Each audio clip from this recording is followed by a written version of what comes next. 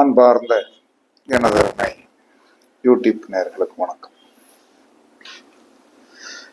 இந்த தானிஷ்டா பஞ்சமி நட்சத்திரங்களில் அவிட்டம், சதயம், பூரட்டாதி, உத்திரட்டாதி, ரேவதி என்று சொல்லக்கூடிய தானிஷ்டா பஞ்சமி வீடு மூட வேண்டிய நட்சத்திரத்தில் இறந்தாலும் ஒரு குறிப்பிட்ட 12 நட்சத்திரங்கள் இறப்புக்கு ஆகாது அப்படின்ட்டு இருக்காங்க. அப்ப பெரும்பாலான இன்றைய இறப்புகள் சரியாக இறக்குறதா அப்படின்னா ரொம்ப ரேர் தான். அந்த காலத்துல அப்படியெல்லாம் இல்லை. அவ்வளோ அழகாக என்ன செஞ்சாங்கன்னா, நல்லா நல்ல ஆத்மாக்கள் நல்ல நாளில் நல்ல நட்சத்திரத்தில் இறந்தார்கள். இன்றைக்கு அவர்களுக்கே தெரியும், நம்ம நல்ல நல்ல நட்சத்திரத்தில் இறக்க மாட்டோம், நம்ம இப்போ சந்ததிகளுக்கு கஷ்டத்தை தான் தேடி கொடுத்து வச்சிருக்க போறோம் அப்படிங்கிறது எல்லாத்துக்குமே தெரியும். ஏன்னா எல்லாமே பெருத்து போச்சு. அன்னைக்கு நியாயங்களும் தர்மங்களுக்கும் நாம் பயந்து வாழ்ந்தோம். இப்ப பயப்படுதல் என்பது இறைவனுக்கும் பயப்படல, மாதாவுக்கும் பயப்படல, குருவுக்கும் பயப்படல, தெய்வத்துக்கும் பயப்படல. இப்ப இந்த 27 நட்சத்திரங்கள், 9 கிரகங்கள், 12 ராசி கொண்ட இந்த ஜாதகத்துல சுப நட்சத்திரங்களும் உண்டு, அசுப நட்சத்திரங்களும் உண்டு. ஒருவர் அசுப நட்சத்திரத்தில் மரணம் ஆயிட்டார். ஆனா எல்லாருக்கும் என்ன பயம் வந்துருது, அடுத்து யாரு இறந்து போயிடுவாங்களோ, ஏதாவது பிரச்சனை வந்துருதோ அப்படிங்கிற பயம் ஆட்டோமேட்டிக்கா கலக்கிறது. அல்லது என்ன சொல்றாங்கன்னா, இறந்து அடுத்து ஒரு வருஷத்துக்குள்ள இன்னொரு இறப்போ அல்லது வாகன விபத்துக்களோ பிரச்சனைகளோ தன்மைகளோ சந்திக்கக்கூடிய லெவல்ல தான் அந்த மாதிரி அந்த 12 நட்சத்திரங்கள்ல இறப்பாங்க. சில பேர் என்ன சொன்னாங்க, வீடு மூடிட்டேன் சார், அடப்பு நட்சத்திரத்துல இறந்தாங்க, வீடு மூடிட்டோம் அப்படிமா. அதெல்லாம் என்ன சொன்னான்னா ஒரு ஐவாஸ் தான். வீடை மூடிட்டு என்ன சார் நாங்கள் அடைச்சி போட்டு வந்துட்டோம் அப்படின்னு சொன்னீங்கன்னா, அடைச்சி போட்டு வீட்டில் என்ன நடக்கும்? விளக்கும் பொறுத்துறதுக்கு ஆள் போகிறது கிடையாது. நாங்கள் அடப்புன்னா அடைக்கணும் அப்படிங்கிறது எந்த சட்டமும் கிடையாது. அந்த அடப்பு சரி, இப்போ என்ன சார், ஒரு தேவையில்லாத ஒரு நட்சத்திரத்தில் இறந்தாச்சு, 60 நாள் வீடு அடைக்கணும். வீடு அடைக்கணும் அப்படின்னா இவனை எங்க கொண்டு வீட்டுக்காரன் எங்க போவான்? வீட்டுக்காரன் கஷ்டம், எங்க போவான்? வாடகை கொடுக்கணும். அந்த கர்மாவை போக்குவதற்கு என்ன செய்யணும்னு ஒரு வழி சொல்லுறேன். அதற்கு பிறகு இந்த பாதகமான நட்சத்திரத்தில் இருந்தால் என்ன செய்யணும்னு சொல்லிடு. அப்ப 60 நாள் அடப்பை அடைச்சிட்டு எங்கேயோ போய் இருந்து அதெல்லாம் ஜோதிடம் சொல்பவர்களும் சரி, குழந்தை பிறந்த தாயையும் பிள்ளையும் பிரிக்கணும்னு சொல்றது சரி, இதெல்லாம் ஏற்றுக்கொள்ள முடியாத விஷயம். ஏற்றுக்கொள்ள முடியாது. பிள்ளையை பிரிச்சிருவோம், தாத்தா வீட்டில் கொண்டு விட்டுருவோம், பாட்டி வீட்டில். நீ பெத்த கர்மாவை நீ தான் அனுபவிக்கணும்.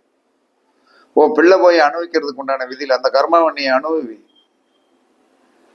அப்ப எல்லா மனிதனும் இப்ப ஒரு இறப்பு தேவையில்லாத ஒரு நட்சத்திரத்தில் நடந்துருச்சு. ஜோதிடர்கள் சொல்லுகிறார்கள், பெரியோர்கள் அடப்பு நட்சத்திரத்தில் இறந்து போச்சு, நீங்க வீட்டை மூடிருங்க அப்படின்னு எல்லாம் சொல்றாங்க.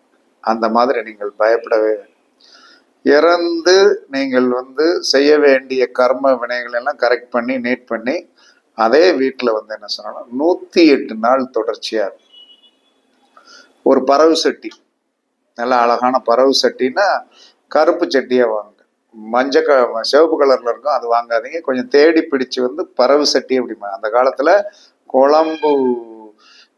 குழம்பு சட்டிம்பாங்க. அந்த பறவை சட்டியில குழம்பு வைப்பாங்க, கருவாட்டு குழம்பு இந்த மாதிரி குழம்புகள்லாம் வைப்பாங்க.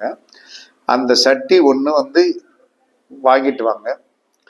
வாங்கிட்டு என்ன சொல்லலாம்னா தர்பை புல் வீட்டில் வாங்கி நல்லா பீஸ் பீஸா என்ன சொல்லலாம்னா வெட்டி வச்சுக்கணும். வச்சு ஒரு டப்பாவில் போட்டு வச்சுக்கிடுங்க. நல்ல கருப்பு கடுகு, அதில் உளுந்து சேர்ந்துருக்க கூடாது. கருப்பு கடுகு என்ன சொன்னா ஒரு 1/2 கிலோவோ 1/4 கிலோவோ வாங்கி வச்சுக்கிடுங்க. ஒரு பாக்கெட்டு கல் உப்பு, ஒரு பாக்கெட்டு கல் உப்பு. அப்ப தர்பை புல்லு, கடுகு, உப்பு. இதை பற்ற வைக்கிறதுக்கு வந்து என்ன சொன்னா பச்சைக்கற்பூரம். இதை நீங்க வந்து என்ன சொல்றான்னா வீட்டில் ஒவ்வொரு நாள் இரவும் 9 மணிக்கு மேல அந்த குடும்பத்தில் சம்பந்தப்பட்ட ஆண், அந்த வீடு அடைப்புக்கு சம்பந்தப்பட்ட ஆண் வடக்க பார்த்து உட்காரணும். அந்த சட்டியை வந்து தன் முன்னாடி வைத்து அந்த சட்டியில் பச்சைக்கற்பூரத்தை வச்சு ஏற்றி அதில் வந்து என்ன சொன்னான்னா முதலில் வந்து என்ன சொன்னா இது கொஞ்சம் கடுகு போடணும். தணல் எரிஞ்சு வரும்போது கடுகு போடணும். கடுகு போட்டு வந்து என்ன சொன்னா நல்லா எரியும் போது பச்சைக்கற்பூரத்தை உள்ள பச்சைக்கற்பூரம் கொஞ்சம் நல்லா வாங்கி வச்சு அதற்கு பிறகு என்ன சொன்னான்னா கல்லுப்பு கொஞ்சம் போடும்.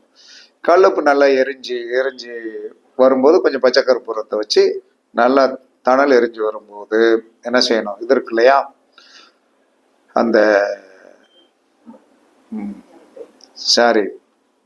தர்ப்பப்புல் அதை வச்சிருக்கேன், அதை எடுத்து போட்டு நல்லா வந்து கூட கொஞ்ச நேரம் 1/2 மணி 24 நிமிஷம் அந்த இறந்த நபர் வீட்டுக்குள்ள இறந்த நாள் அன்று இரவில் இருந்து 108 நாள், இது ஒரு ஆண் பிள்ளை செய்வதனால இந்த தலைக்குத்துற பிரச்சனை எதுவுமே வரப்போறதே கிடையாது.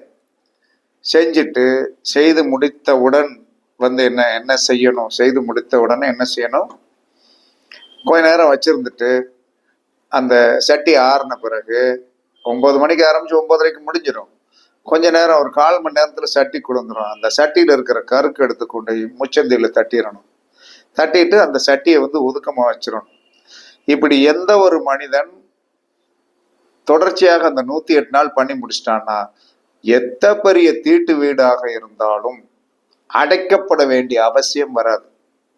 இதை சொல்லக்கூடாது சாஸ்திரப்படி. இருந்தாலும் மனிதன் இன்னைக்கு இருக்கிற சூழ்நிலையில வந்து அவனை அங்க வை காலி பண்ணி இங்க வைக்கல வீட்டை அப்படின்லாம் சொல்லுவதற்கு உண்டான வாய்ப்புகள் இல்லை. அவனுக்கு பொருளாதார வசதியும் கிடையாது.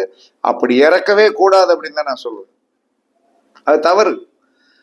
அப்ப நான் கர்மா வந்து நீங்க சரியில்லாம இருக்க போய் தானே அந்த பெரிய ஆளுகள்லாம் அப்படி இருக்காங்க. சில வீட்டுல தற்கொலை நடக்குதையே, நீங்க சரியில்லாதனாலதான் அங்க தற்கொலை நடக்கும். நடந்துகிட்டு பிற பிள்ளை இல்ல அது இல்ல இது இல்லைன்னு வந்து என்ன சொன்னா ஜாதகம் பார்த்து அப்படியாக்கும் இப்படியாக்கும்லாம் வந்து வர்றாங்க. அதற்கு கர்மா என்பது உங்களுடைய முன்னோர்கள் என்று சொல்லக்கூடிய ஸ்டெம் செல்ஸ்களை நீங்கள் மதிக்காம இருந்ததுனால தற்கொலை நடக்குது. இறக்கும் போது என்ன அந்த ஆன்மாக்கள் வந்து தப்பான நட்சத்திரங்களில், தானிஷ்டா பஞ்சமி நட்சத்திரங்களில், தேவையில்லாத நட்சத்திரங்கள் இறப்பதற்கு காரணமே அந்த பெரியோர்களை வந்து நீங்க மனமும் வந்து நன்றாக கவனிக்கல அப்படிங்கிறது தான் காரணமே தவிர வேற ஒண்ணுமே காரணம் கிடையாது. அப்ப இத ரெகுலரா செய்யுங்க. பறவு சட்டி, பச்சைக்கற்பூரம், கருப்பு கடுகு, கல்லுப்பு, அதற்கடுத்து வந்து என்ன சொல்றான்னா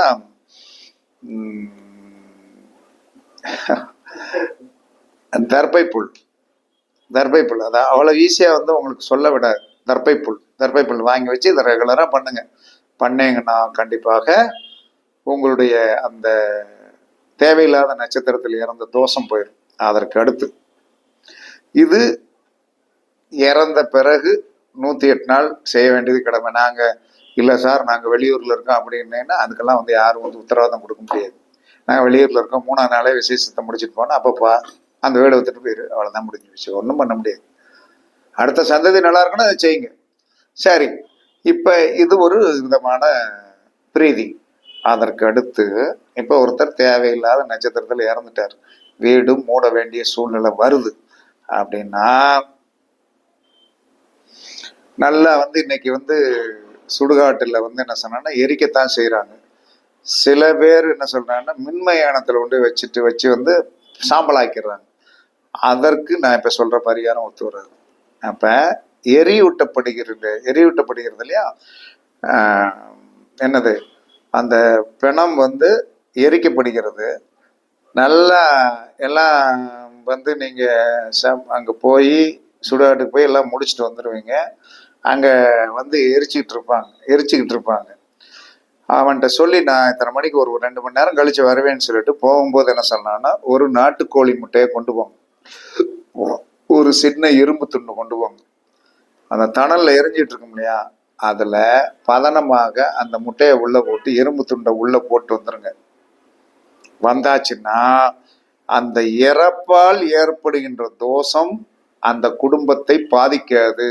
இது இந்நாள் வரைக்கும் இந்த பரிகாரத்தை யாருமே சொல்ல முடியாது. அதற்கு காலம் வேணும், நேரம் வேணும், இயற்கை அதற்கு நமக்கு ஒத்துழைப்பு கொடுக்கணும், இத்தனை வேணும்.